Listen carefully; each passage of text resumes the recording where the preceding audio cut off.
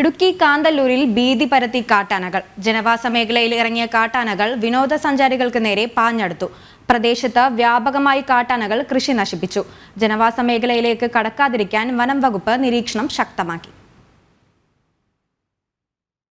കഴിഞ്ഞ ഏതാനും ദിവസങ്ങളായി കാന്തല്ലൂർ മേഖലയിലെ വൃന്ദാവൻ മലനിരകൾ കേന്ദ്രീകരിച്ചാണ് കാട്ടാനക്കൂട്ടം നിലയുറപ്പിച്ചിട്ടുള്ളത്.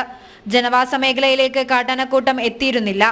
എന്നാൽ ഇന്നലെ 2 കാട്ടാനകൾ ജനവാസ മേഖലയിലേക്ക് എത്തി.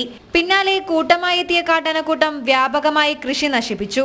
സമീപത്തെ റിസോർട്ടിലേക്കുള്ള റോഡിൽ നിലയുറപ്പിച്ച കാട്ടാനകൾ അതുവഴി വന്ന വിനോദസഞ്ചാരികൾക്ക് നേരെയും തിരിഞ്ഞു. തലനാരിഴയ്ക്കാണ് ഇവർ രക്ഷപ്പെട്ടത്. തുടർന്ന് റിസോർട്ടിലെ ജീവനക്കാരും നാട്ടുകാരും ശബ്ദമുണ്ടാക്കി ആനയെ ജനവാസ മേഖലയിൽ നിന്ന് തുരത്തി. നിലവിൽ വൃന്ദാവൻ മലനിരകളിൽ തന്നെ ആനക്കൂട്ടം തുടരുകയാണ്. മലയുടെ ഇരുവശത്തും ജനവാസ മേഖലകൾ ഉള്ളതിനാൽ വനമേഖല നിരീക്ഷണം ശക്തമാക്കിയിട്ടുണ്ട്.